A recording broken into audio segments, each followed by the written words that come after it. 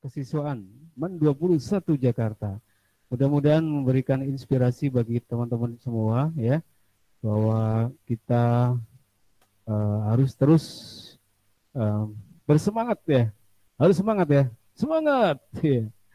Aduh, tahu itu nggak ada suaranya nih PS nih. Halo.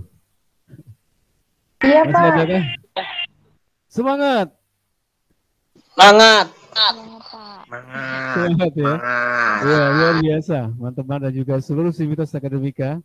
Di sini kebetulan Pak Ari mungkin sedikit menginformasikan tentang kegiatan sekolah ya. Bahwa hari ini ada pembinaan KSM MAN 21 Jakarta. Ada beberapa siswa yang hadir di MAN 21 Jakarta yang dibimbing oleh Pak Aziz, kemudian Pak Anhar, ada juga Pak Lukman memantau karena beliau adalah kesiswaan yang melihat kegiatan yang berlangsung, yaitu pembinaan yang diupayakan, diusahakan dalam rangka persiapan KSM MAN 21 Jakarta. Betul ya Pak Anhar ya? Iya, itu informasinya. Mungkin kalian sudah kangen dengan MAN 21 Jakarta. Ingin juga menampilkan gambarnya. Lain kali mungkin Pak Arif mau pasang kamera di luar biar kelihatan halaman MAN 21 itu kayak gimana. Kelas 12 II 1. Gak apa-apa kalau ngisi Pak Andar.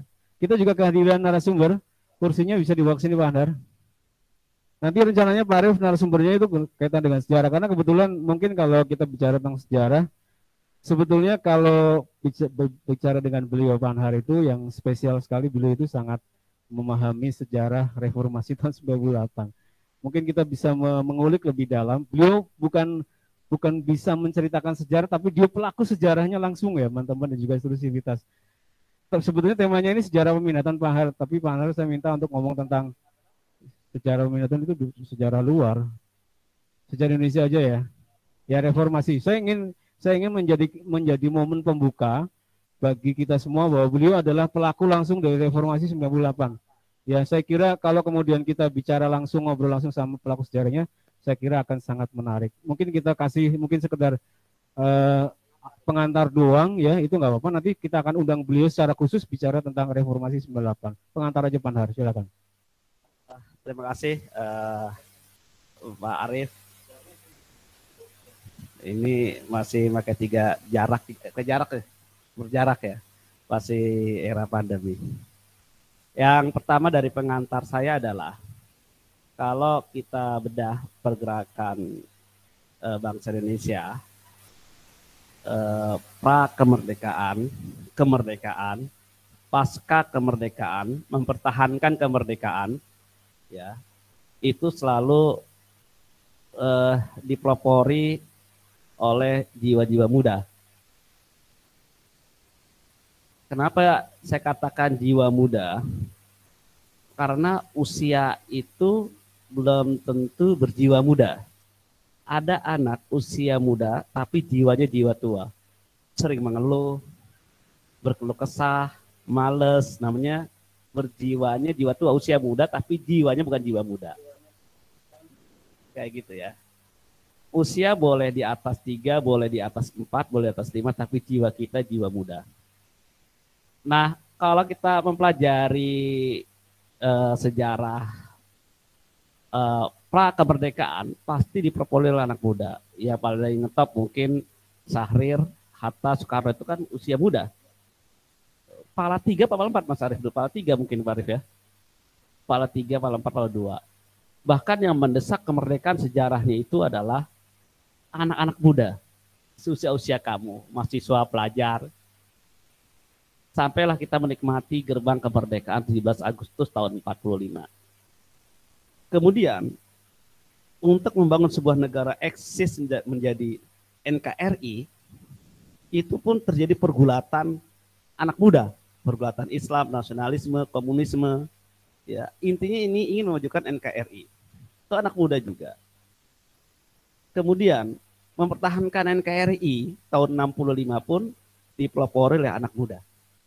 Ingat gerakan kami, Satuan Aksi Mahasiswa Indonesia ya, M1 ya, kami itu pun anak muda juga.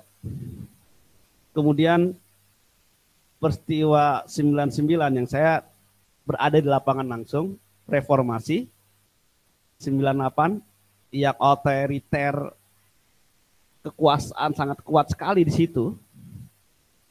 Jadi kalau saya tanya, kamu pilih bebas berpikir tapi lapar, atau kenyang tapi di kerangkeng berpikir kamu?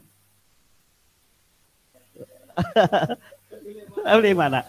Kalau zaman Soeharto kan kita makan bisa, tapi pikiran kita di kerangkeng, nggak bebas.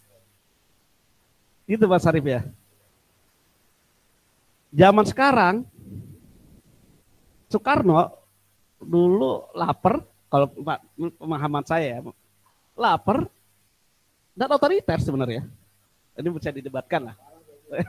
Bisa diperdebatkan ya, otoriter. Kalau kamu baca sejarah tentang teman-teman sahabat Soekarno, Kartosuwiryo, orang belajar bersama di rumahnya Cokro Aminoto kalau nggak salah, itu pun harus karena beda pandangan dengan Soekarno, akhirnya pun harus dihukum mati. Hamka, orang teman dekatnya Soekarno juga, ya, dia harus dipenjara karena berbeda pandangan. Nah, di era reformasi sekarang, tahun 98 itu, saya pelaku sejarah. Dulu itu Pak Harto berkuasa 32 tahun plus minus. Begitu kuatnya Pak Harto. Orang nggak percaya Pak Harto bisa tumbang. Dan itu ketumbangannya Pak Soeharto itu karena apa? Tidak ada kebebasan untuk berpikir, tidak ada kebebasan berkreasi, tidak ada kebebasan orang mengungkapkan pendapatnya. Sehingga orang menjadi apa? Jenuh, berontak. Itu yang terjadi. Padahal zaman Soeharto itu perut kenyang ya Pak Arif ya. Kenyang, gampang, makanan murah, makmur. Dulu bensin itu saya ingat masih 2.000, 3.000 zamannya Soeharto. Tapi dia di kerangkeng cara kita berpikir. Harus menerima asas tunggal Pancasila. Nah, Soeharto tumbang karena apa? Kesatuan ide, kesatuan narasi, kesatuan pikiran. Ingin kita bebas berdemokrasi. Bukan masalah perut Soekarno itu, Soeharto tumbang. Tapi masalah apa? Masalah jiwa muda kita yang tidak bisa dikerangkeng. Kalau kamu masih dikerangkeng cara berpikir kamu, sama aja kamu hidup bagaikan di penjara. Oleh sebab itu nanti di dalam saya akan cerita bagaimana sejarah step by step tumbangnya Soeharto, dan saya mungkin mohon maaf, dan saya pun pelaku juga sejarah tumbangnya presiden keempat Pak Sarif. Ya Gus Dur sebenarnya saya ini haus istighfar nih, banyak salah Gus Dur itu, saya mah Gus Dur ya. Itu termasuk sejarah bagaimana dulu kerjasama dengan tokoh reformasi, sejarah menemukan Gus Dur mengepung istana bagaimana caranya, ya Gus Dur kan jatuh karena dikepung istananya.